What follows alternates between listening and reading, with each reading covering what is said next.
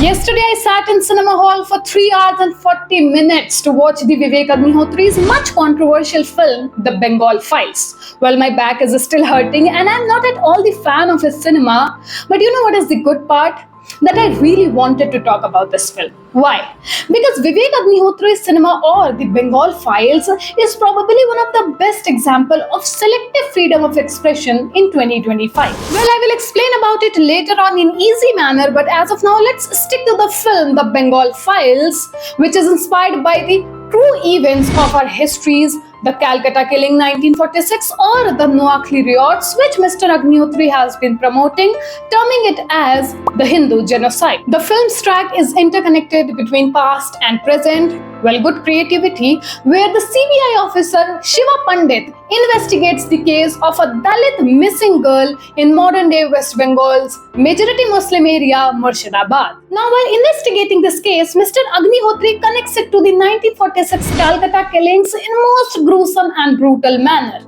Well, the graphical violence in his films isn't something new. I have watched his trilogy, the Tashkent Files, the Kashmir Files, and now the Bengal Files too. So I was already ready for the most claustrophobic level of violent visuals. But I think now he should calm down a bit. I mean, for me, it's not a big deal to watch this level of violence over the screen because I don't let cinema affect me personally, but it don't apply to everybody else's case, and that's why now it's high time that Mr. Agnihotri should stop, introspect, and ask to himself that how much violence is too much violence. Well, I'm really glad that in the opening sequence when Jawaharlal Nehru, Mountbatten and Jinnah are debating over the partition, Mr. Agnihotri clearly showed that how Mr. Gandhi strongly opposed the partition. 10 on 10 to him for showing the truth here. A personal thank you, but.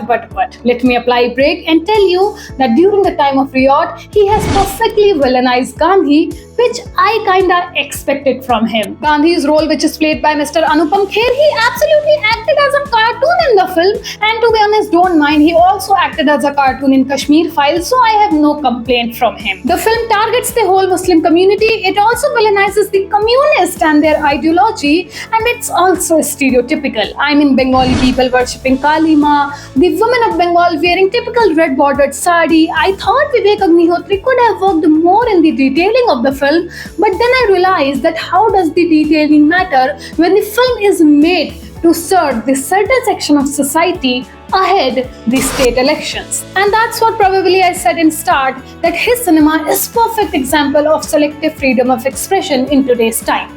On 16th of August 2025, when Mr. Agnihotri landed in the Bengal to launch his trailer of Bengal Files, it was cancelled due to political pressure, and Mr. Agnihotri said it's a total dictatorship by the Mamata government, and yes, I agree with him. I mean, Mamata government has no right to stop anybody from exercising their basic rights such as freedom of speech, freedom of expression, and as all the politicians, she is also not in my good books. But here I need to ask to the Vivek Agnihotri, not because he is just a filmmaker, but also he is a prominent member of Central Board of Film Certification, that where was he or what was his opinions when the CBFC casually blocked the internationally acclaimed film Santosh by saying that it shows the negative side of Indian police. Yes, it do show, but isn't that the reality? I mean, CBFC might have had the fear or pressure that it is going to ruin the image of Indian police, or it is going to show the dark and horrific secrets and the reality of custodial death, so they blocked it.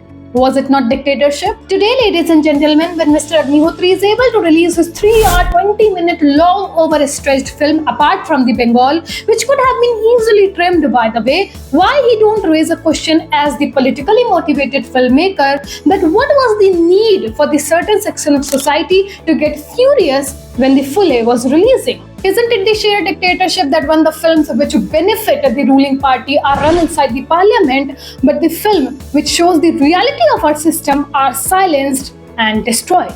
And that's why, ladies and gentlemen, as the citizen of this nation and as a woman, I proudly reject the cinema of Vivek Agnihotri. I don't support his cinema.